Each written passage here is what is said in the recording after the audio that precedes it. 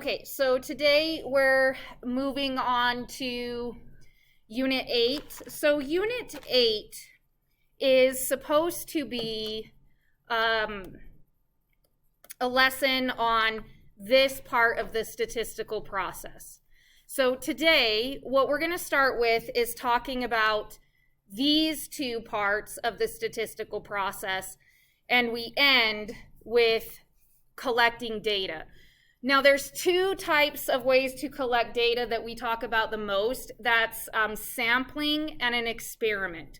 So I think our Unit 8 will have a really small Unit 8 that is on sampling, and then we'll have a really small Unit 9 that is on experiments. So what we're starting today is Unit 8. And I very deliberately and thoughtfully have left these two things at for the very end, because you will for sure see a free response problem on some of these ideas on your exam. So this last page that has to do with sampling methods, good sampling methods, for sure, without a doubt in my mind, you will have a free response dealing with sampling in this way, and I'm hoping that by saving it for the last part of this class, it will really give us an advantage when we go to test, because I'm sure that it's going to be on there. So the things that I'm 100% sure will be in your free response are confidence intervals, hypothesis testing, and sampling. So that's what we are ending with. I think that's all I needed to say leading into this. Is that it? Yes. Okay. So what we're focusing on this one page here, on page 801, are these first two boxes in a typical statistical study. So this says these are the steps in any typical statistical study. So step number one is that you want to identify a variable of interest. And we've already talked about that quite a bit. When they say variable of interest, they're referring to P or mu. Now remember, those aren't the only things that we're interested in. We could be interested in a maximum value or a median value, but the most common ones are a proportion or a mean. So one thing that I may be interested in, a variable of interest for me, and especially for our district, is how many of our current students would like to continue doing a distance learning Friday next year. Now, when I go to gather that information, my population would be Cypress High School students, but I would not want to include seniors in that group because seniors won't be here next year. And my variable of interest is the proportion that would want to continue doing distance learning Fridays. So wouldn't it make sense to include the seniors? So that is, P would be my variable of interest. And I'd have to be very careful about my population that I would take from. And me being very careful is saying and being explicit that it wouldn't make sense to include seniors. I would maybe want to include 8th graders and then 9, 10, 11. So once I know what I'm interested in estimating and I know what my population is, then I can take a sample that represents the population. So when I go to take that sample, I want to make sure that if my population does not include seniors, my sample also does not include seniors.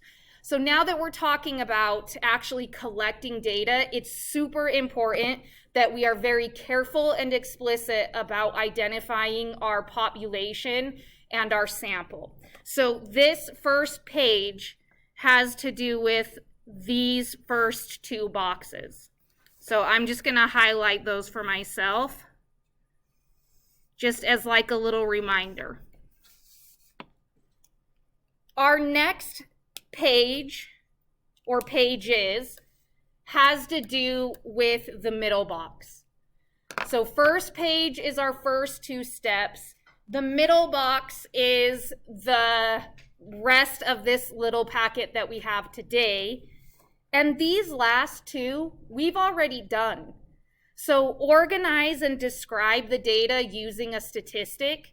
We've organized our data by graphing them. We know how to make a bunch of graphs at this point. Using a statistic, we know how to estimate P or mu or a median or a max. And then lastly, we know how to interpret our data and make inferences. So we know how to look at if there's an association between two variables, or even if there's a linear association between two variables.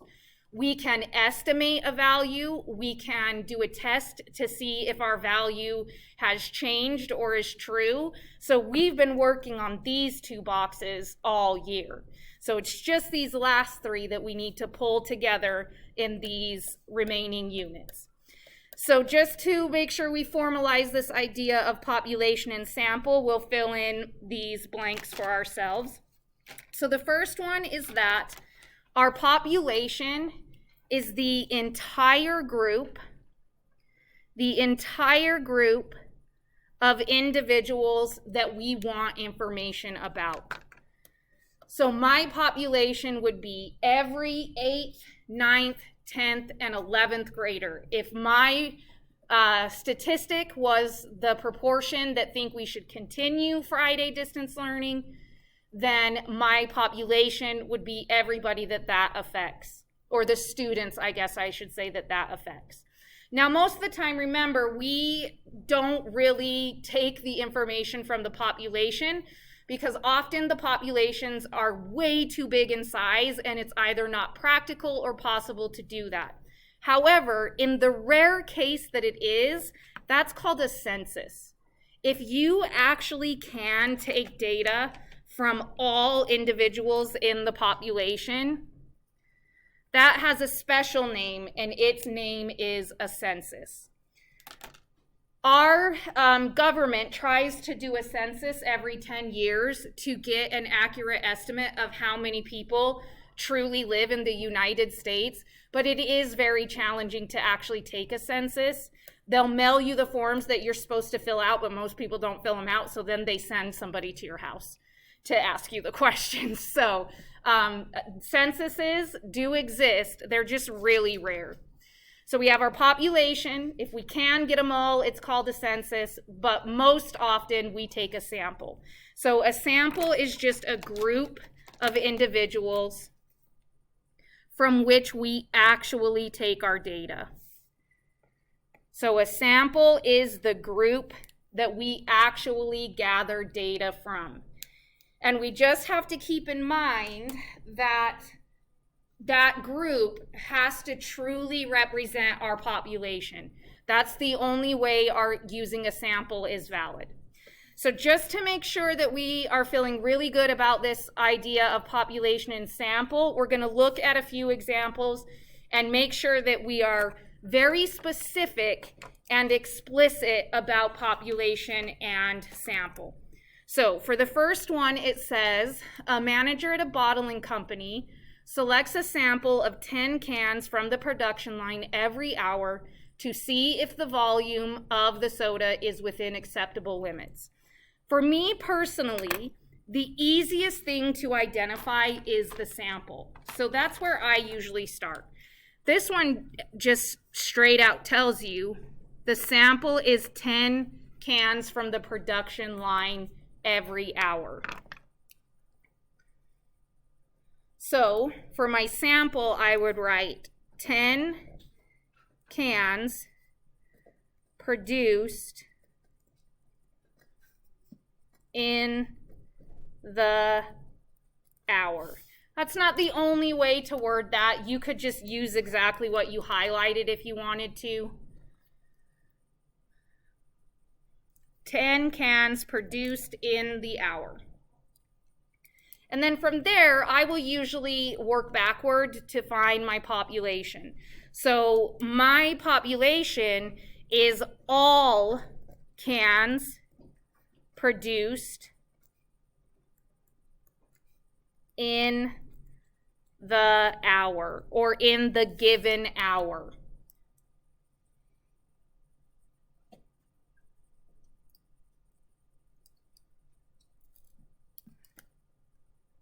I don't know why I keep forgetting to write an S on the end of my cans.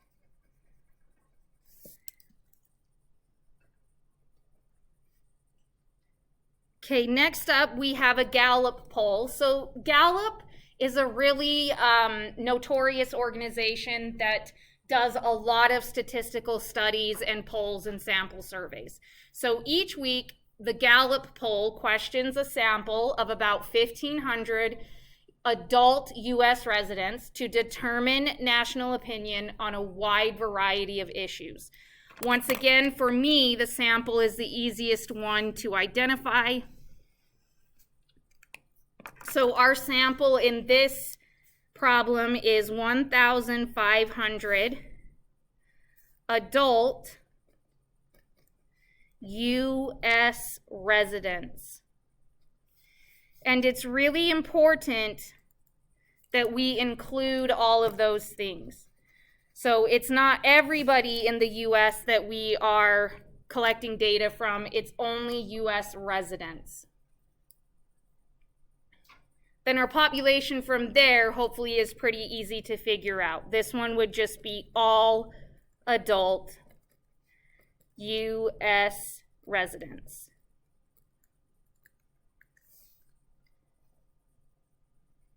So this practice is twofold. One, we want to make sure that we're very explicit about our population and our sample. But the other thing is we want to make sure that our sample truly reflects the population. So if we want to know the opinion of all U.S. adult residents, then our sample should be the same thing. This shouldn't say 1,500 U.S. residents. It has to be specific to adults. On 3 and 4, I want you to try those without me, but you can skip the part that says sample statistic if you'd prefer. So on 3 and 4, I want you to identify the population and the sample, and then we'll check in.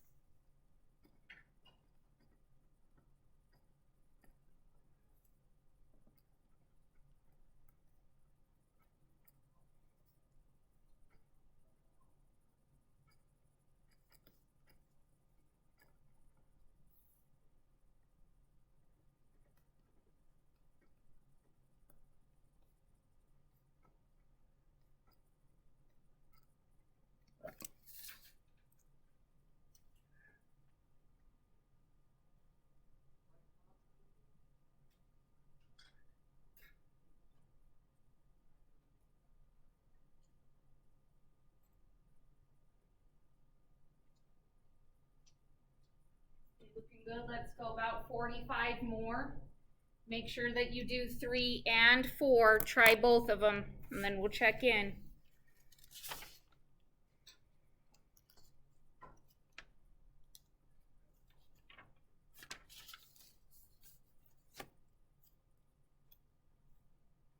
About 30.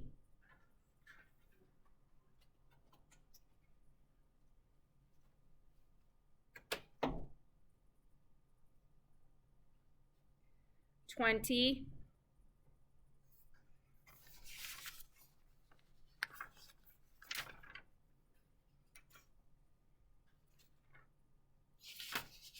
$10.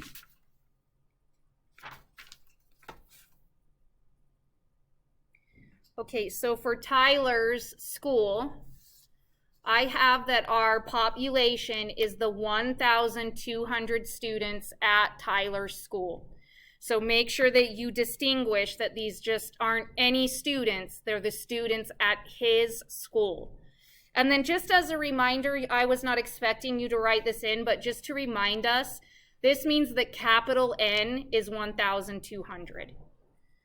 Little n is our sample size, and that was 150 students at Tyler School. You don't want to put just 150 students. Make sure that you distinguish where those students are coming from. The sample statistic in this case is a proportion. So he surveys 150 and finds that 42 of them speak 2 or more languages. So our sample statistic in this problem is a proportion. Tyler found a p-hat, and that p-hat is 42 out of 150. Then for our City Baseball League, I have that our population is all pitchers in the City Baseball League, and that our sample is 30 pitchers in the league. So I'm being very careful to note in both of them that these pitchers are in a specific league. What they're trying to determine is the speed that their mean, or they're trying to determine the speed that their mean speed was. The league, 30 pitchers in the league, and determined the speed that their mean speed, that doesn't make sense, determined that their mean speed was 68.5 miles per hour. So in this example, they calculated an X bar that was 68.5 miles per hour. So in problem 3, the variable of interest was P, a proportion, and in problem 4, the variable of interest was mu, or a mean. So this is the very basics, or the foundation of sampling and collecting data. I'm trying to zoom out, but it won't let me. Okay, so that's the first part of our lesson.